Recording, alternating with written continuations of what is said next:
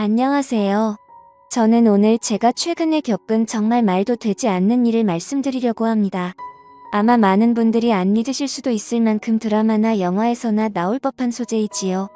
하지만 제가 그걸 겪었고 너무 속상한 마음에 이렇게 말씀을 드리게 됐어요. 우선 저는 32살 여자입니다. 결혼을 한 지는 1년이 조금 넘었고요. 남편은 저보다 2살 연하입니다. 제 친구의 지인 소개로 해서 우연히 만나게 되었고 2년 정도 연애를 하다가 결혼을 하게 되었어요. 남편은 저보다도 2살이나 연하다 보니까 아직 사회초년생 무렵이었고 그나마 조금 더 안정적이고 자리를 잡은 제가 남편과 연애를 할 때 항상 돈을 더 부담했던 것 같아요. 뭐 그래도 아깝거나 그러지는 않았어요. 그만큼 남편을 사랑했으니까요. 남편은 저보다 미이가 어렸지만 일찍 어려서 아버님이 돌아가셨어서 철이 빨리 들었다고 할 만큼 무척이나 성숙하고 마음까지 넓은 남자였죠. 그렇기에 저보다 돈을 좀 못 벌고 했어도 그동안 만났던 남자들보다 훨씬 사랑한 마음이 컸고 그래서 결국 결혼을 하게 됐답니다. 결혼을 할 때도 남편 쪽에서 시어머니는 저를 반대하실 이유도 없었고 너무 쉽게 승낙을 받았지만 저희 집 부모님은 저희 남편을 상당히 못마땅히 하셨습니다. 부모님이 한 분이 안 계신다는 것도 좋게 보지 않으셨고 형편이 좋지 못하다는 거나 나이가 어리다는 것 그리고 남편이 직장은 다니지만 그렇게 자랑할 만한 직장은 아니고 어떻게 보면 변변찮은 직장이었기에 저희 부모님은 정말 많은 반대를 하셨지요. 하지만 자식은 부모 없다고 하죠. 저희 부모님도 결국에는 제 뜻을 따라주셨고 결국 결혼을 하게 됐답니다. 결혼 비용은 당연히 제가 더 많이 부담했고요. 저희 집 형편도 그렇게 넉넉한 건 아니지만 남편 쪽보다는 확실히 조금 더 여유가 있는 상황이었고 저 또한 그동안 일을 하면서 허순 곳에 돈을 쓰지 않고 차곡차곡 돈을 모았기에 제 또래 사람들보다는 모아둔 돈이 있었거든요. 그래서 대출을 좀 꺼서 저희 쪽에서 거의 다 내고 집은 제 명의로 해서 결혼을 했답니다. 이건 남편과 저와의 기본적인 설명이고요. 이제 제 여동생 이야기를 꺼내야 될 것 같네요. 저는 형제 중 여동생 하나 있어요. 여동생은 저랑 5살 차이가 나죠? 저랑은 완전히 정반대의 스타일이랍니다. 여자들끼리 흔히 여우라는 표현을 많이 쓰잖아요. 딱 저희 동생이 그런 스타일이에요. 질투심도 엄청 많고 어렸을 때부터 부모님 사랑을 독차지하고 싶어서 저에게 피해를 주면서까지 몹쓸 행동도 참 많이 하는 아이죠. 그에 비해 저는 여우보다는 곰 같은 스타일이라 동생이 그런 행동을 해도 알면서도 그냥 당해졌던 것들이 정말 많고 그냥 그런 모습도 귀여워 보였답니다. 그리고 나이가 먹으면 바뀔 거라 생각했죠. 하지만 여동생은 나이가 먹을수록 더 철이 없어졌고 자기 멋대로였어요. 어렸을 때부터 남자친구를 사귀기 시작해서 톡하면 거짓말 치고 집에 들어오지 않는 게 일상이었고 그래서 부모님 속도 많이 썩이고 대학교 가서는 남자를 잘못 만나서 애를 가진 적까지 있습니다. 그때 저희 집은 정말 난리가 났었죠. 고작 20살 애가 그것도 자기랑 동갑내기인 남자랑 사고로 애를 만들어 왔으니까요. 부모님은 기가 찼고 그럼에도 저희 여동생은 조금의 미안한 기색도 없이 오히려 당당하게 그냥 지금 결혼하면 되지 않냐며 자기 인생이라며 오히려 부모님께 대들었었죠. 전 그때도 동생을 데리고 나가서 조용히 이야기를 하면서 이 아이의 말도 되지 않는 이야기를 최대한 들어주면서 달래주고 결국에 아이를 포기하게 했지요. 그리고 이 아이의 남자친구도 제가 만나서 다시는 저의 동생을 만나지 않겠다는 확언까지 들었습니다. 저 또한 정말 너무나 화가 나고 동생한테 실망했지만 저의 부모님까지 동생한테 등을 돌린 마당에 저라도 동생의 이야기를 들어주고 최대한 이 아이의 편이 되어줘야 한다고 생각했어요. 그렇지 않으면 정말 막무가내로 살아야 하는 아이였으니까요. 여튼 그런 큰 사건도 겪었지만 그때 잠시 조금 철이 들었다는 착각만 들었을 뿐 동생은 계속해서 철없이 막무가내로 생활했어요. 성적도 좋지 않아서 지방에 있는 전문대를 들어갔었는데 거기서도 간신히 졸업을 하고 나와서 거의 1년 가까이는 부모님에게 용돈을 받으며 매일 술을 마시고 남자를 만나며 살다가 돈이 부족하면 저에게도 항상 용돈을 달라고 조르고 결국 제가 동생 손을 부여잡고 동생에게 진지하게 말을 한 후에야 직장에 들어갔습니다. 사무직 일을 하는 직장이 아니고 그냥 매장 관리 쪽에서 직원으로 들어갔죠. 별거 아닌 거였지만 전 그래도 동생이 이제야 자기 힘으로 뭘 한다는 것을 기뻤어요. 여튼 그렇게 이 아이도 조금은 달라지고 있구나 라는 생각이 들 무렵 저는 연애를 하기 시작했고 당시 남편에게도 제 여동생을 소개시켜줬었죠. 결혼까지 생각한 사이였으니까 당연히 제 여동생을 보여준 것이었고 여동생은 저희 남편을 되게 좋아했어요.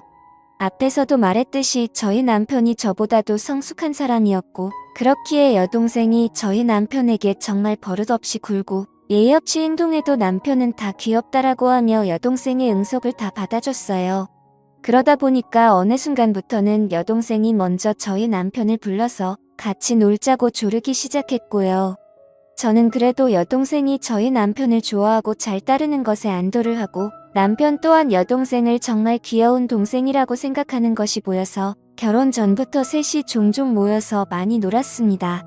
그리고 여동생이 남편에게 따로 연락을 하고 만나자고 전화를 해도 저는 그냥 아무렇지도 않았어요. 왜냐하면 여동생이 워낙에 철부지다 보니까 친구도 몇 명 없거든요. 그렇기에 이 아이에게도 의지할 사람이 필요하고 그게 제 남편이면 더할 나위 없이 좋겠다고 생각을 한 자였습니다. 남편 또한 저에게 여동생과 연락하거나 둘이 만나는 일이 있어도 항상 저에게 말을 했었죠. 그렇게 관계를 유지하다가 결혼을 하게 돼서 신혼여행을 갈 때도 여동생은 본인도 따라가겠다고 엄청 떼를 썼습니다. 그때 정말 애먹었어요. 하지만 남편이 하루 내내 동생을 달래서 겨우 뜨지 말리고 다녀왔지요. 그렇게 신혼여행도 다녀오고 행복한 결혼 생활을 하고 있던 무렵 어느 날 갑자기 여동생이 저희 신혼집에 찾아왔어요. 그것도 아주 밤늦게 말이죠. 저와 남편은 깜짝 놀라서 무슨 일이냐고 물었지만 대답을 하지 않더라고요. 그래서 바로 저희 부모님께 전화를 걸었더니 여동생이 너무 잦은 위박을 해서 뭐라 한마디 했더니 집을 나가 버렸다고 하더라고요. 저는 여동생에게 어서 집으로 들어가서 부모님께 말씀드리라고 했지만 저희 남편은 저와는 정반대로 동생을 다독여주며 달래줬어요. 동생은 결국 그날 집에 안 들어갔고 저희 집에서 생활을 하기 시작했답니다. 집에 돌아가도 자기는 또 뛰쳐나올 거라고 차라리 여기서 살고 싶다고 몇 날 며칠을 떼를 써서 저는 끝까지 반대했지만 결국 남편이 허락을 했고 동생은 저희 집에서 생활을 하게 됐지요. 저희 부모님 댁과 저희 집은 꽤 거리가 있었고 그렇다 보니 당연히 여동생은 원래 일하던 곳을 그만두고 저희 집 근처 카페에서 오후에 잠깐 피트타임으로 하는 일을 하며 툭하면 저희 남편에게 연락을 해서 어디 놀러가고 싶다며 빼를 섰지요. 그리고 저와 남편이 퇴근을 하고 돌아와서 셋이 집에 있을 때도 동생은 항상 남편 옆에 붙어 있고 저는 집안일을 하거나 떨어져 있었어요. 아니 더 정확히 이야기하면 여동생이 저를 질투하듯이 남편에게 먼저 가서 아얀을 떨고 항상 남편을 줄줄 쫓아다녔지요. 저는 이런 여동생의 모습에 화가 나기도 해서 남편에게 가끔씩 투정을 부린 적도 있지만 남편은 제 여동생이 어렸을 때 그런 큰일도 겪었다는 거에 안타깝게 생각한다면서 저의 투정보다는 항상 여동생을 더 먼저 신경 쓰기 시작했지요.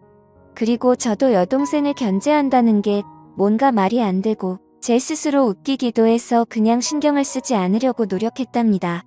그러던 중에 제가 잠깐 3박 4일로 출장을 가야 될 일이 생겼었어요.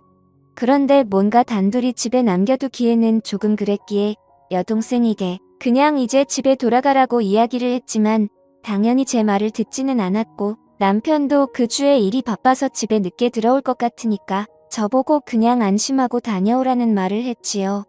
저는 그래서 한편에 불안감을 남겨둔 채 출장을 가게 됐습니다. 출장을 가면서도 계속 남편과 연락을 하면서 갔고 거기서 일을 보는 도중에도 틈틈이 연락을 했어요. 그러다가 거기 일정이 예정보다 하루 일찍 마치게 되었고 그냥 거기서 하루 쉬고 올 순 있었지만 저는 바로 그날 출발해서 집에는 새벽에 도착을 하게 되어서요. 그렇게 집 비밀번호를 열고 들어가는데 우선 눈에 보이는 거실에는 안주거라고 보이는 여러 음식과 함께 술이 있었고 저는 바로 동생 방을 가보았지만 동생이 없기에 불안한 마음으로 문이 닫혀있는 저와 남편의 침실이 있는 방의 문을 열었더니 남편과 동생이 연인처럼 누워있더라고요. 저는 그 순간 정신이 멍했습니다. 아니 그 상태로 몇 초 정도를 아무 말도 못하고 있었던 것 같아요. 그리고 나서 정신이 번쩍 들었고 소리를 질렀죠. 그때 남편과 여동생은 깜짝 놀란 채로 일어나더라고요. 둘이 변명하기도 전에 당황해하는데 그냥 딱 불륜 현장에 들켜서 행동하는 남자와 여자 같더라고요. 저는 그 꼴을 도저히 볼 수가 없어서 집에서 나갔고 그날 제 차 안에서 밤을 새고 그 다음날 집으로 들어갔습니다. 남편과 여동생은 일을 나간 상태였고 집에는 아무도 없었죠. 먹은 것도 깨끗이 치워놨더라고요. 여동생과 남편에게는 계속해서 연락이 왔지만 그 연락은 무시하고 남편에게는 집 비밀번호 바꿔놨으니까 들어올 생각 말고 이혼할 생각하고 있으라는 내용으로 카톡을 보내놓았고 동생에게도 이 사실을 부모님께 다 말씀드릴 거니까 그 더러운 놈과 행복하게 살든 지지고 볶고 살든 네 마음대로 하라고 카톡을 보내놨습니다. 당연히 집 비밀번호는 바꿔놨고요. 그날 결국 남편과 여동생은 제 집에 들어올 수가 없었습니다. 제 여동생은 본가로 돌아갔지만 제가 이미 이런 사실을 저의 부모님께 말씀을 드려놨기에 본가에서도 쫓겨났고요. 남편은 계속해서 오해라며 연락이 오고 있는 상태지만 저는 이혼 소송을 준비 중이랍니다. 여동생과는 연을 끊을 것이고요. 저한테 이런 일이 벌어졌다는 게 아직도 안 느끼네요. 지금까지 제 사연을 들어주셔서 감사합니다.